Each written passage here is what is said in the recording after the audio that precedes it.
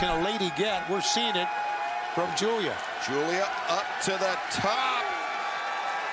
Takes a moment to compose herself. Oh, God. Salt press. And the win. The winner of this match, Julia Hart.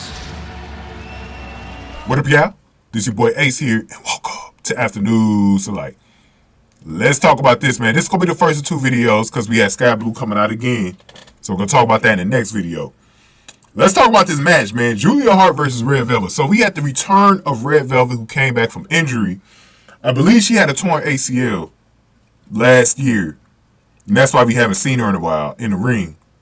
And y'all remember she was with Jade Cargill as one of her valet girls or henchmen or whatever. And Red Velvet, let me tell you guys something. Coming back from injury, this match was fucking gold, bro. I said, bro, I'm telling you right now. I might just go ahead and say this. I know some people might disagree, and that's okay. Julia Hart, right? Julia Hart might be the quickest learner that I've ever seen in the pro wrestling industry on the female side. Quickest learner ever. Almost as quick as Trish a little bit. But I'm dog.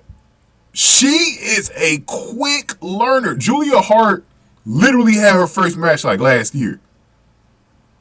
This girl has put together a couple of classics in her last few matches. Everyone remembers the Wrestle Dream match with her and Chris Statlander. Great match. To me, that was the coming out party for Julia Hart. That match right there to show her where she was at in the ring and that she's gotten to the next level. You gotta remember, Julia Hart, I think Julia Hart, she just had a birthday the same night that she had this match against Red Velvet, by the way. She just turned 22 on Wednesday. Like, she literally just turned 22 years old. She was still 21 before this. She is a quick learner. She is going to be a legend. As long as she can stay healthy, she is going to be a legend. What I say, she's going to be a legend, bro. This match might have been this had to be, at least on the female side, a top 3 Dynamite match of the year. Just on Dynamite. I'm not even saying like on all AEW, like all year. I'm just saying on Dynamite, for all the women's matches, this was one of the best of the year. Maybe on TV, maybe if you count Rampage and Collision. This was one of the best all year between her and Red Velvet. This was solid. This was solid. This was solid. I mean, I think I wasn't surprised with Julia Hart because I always saw what she could do against Chris Statlander. Some of that you kind of still, because a lot of that, Chris Statlander is so good in the ring that you have to give her credit for how good the match looked too. But Julia Hart more than held her own.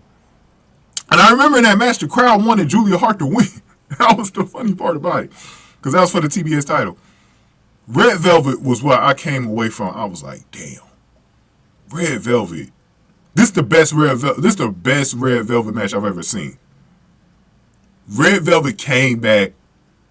She kind of reminds me of Ariana Grace at NXT. Came back totally different and a lot better in the ring. Like, that's crazy how you can get a torn ACL, you actually come back better than you was before. Like, that's crazy. Let's go over how this match went, though.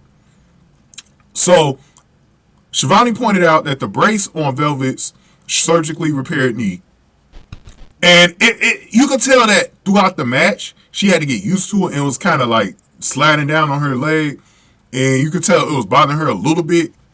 And she just had to get used to wearing it, you know. I think she needs a little tighter brace. I think the one she had on was a little too loose, in my opinion. I think she needs to get it resized to get a new one. But Velvet had a nice run of offense. Velvet stood on the ropes and threw punches at Hart. And another thing I want to mention, Red Velvet's limitations didn't seem to be there. That's what I liked about it, too. She was able to do all the flips and tricks that she was able to do, and they looked really good. She slipped away and tripped Velvet so that she crashed onto the turnbuckle, hit it into the picture-in-picture break.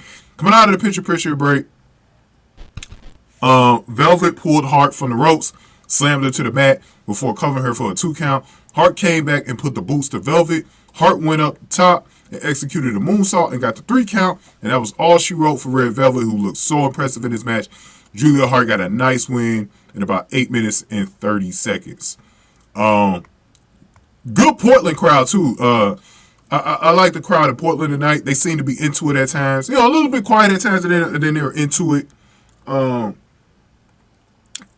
they were definitely into it, and I felt like it was very similar to Wrestle Dream, where you were interested to see who was going to win. Because they could have very well gave the win to Red Velvet, but I knew because Julia Hart was in the storyline with Sky Blue, they were going to get a match to Julia Hart, though. But let me tell you, Red Velvet, especially those punches that she had in the corner, that was, bro. Red Velvet, they got something with Red Velvet. They got something with Red Velvet, bro. I came away and I was like, damn, they got something with Red Velvet, bro. They can't mess this up with Red Velvet. And so one of my ideas was, I didn't do a poll on this, by the way. I think this night I didn't have time to put the poll. I wanted to put it up to see who y'all was going to vote for. Because I felt like this poll was probably going to be like 75% to about 25%, maybe 80-20, something like that. But I think Red Velvet was going to get more than 20% of the vote. I felt like she was. Because I know Red Velvet got some fans out there too. But Red Velvet, right? Red Velvet, I think this is what I will do with her, bro. I will put her in the Mogul Embassy with Swerve Strickland and Prince Nana. I will put her in the Mogul Embassy. First female member of that faction. I like the idea of Prince Nana coming out with her, bro. And being her manager, bro. I think that'd be fun for her to be under Swerve Strickland's, tutelage as well. I think that'd be great for her. I think that'd be great for her, bro. Like we see with Anna Jay with Angelo Parker and Matt Menard. I think that'd be pretty cool to put her with the Mogul Embassy. Give her something to do so that she don't fade out of the picture all the time. But Red Velvet should definitely be featured quite a bit.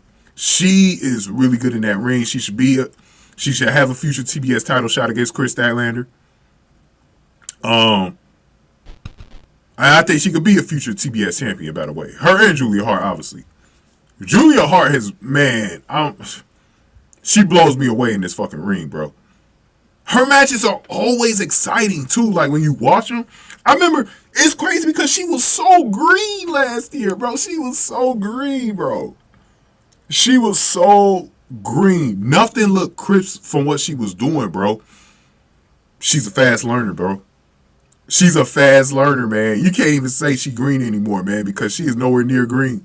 She has really put it together, bro. And it didn't take her a lot of time. Like I said, she had her first match on AEW Dark last summer. 2022 summer, bro.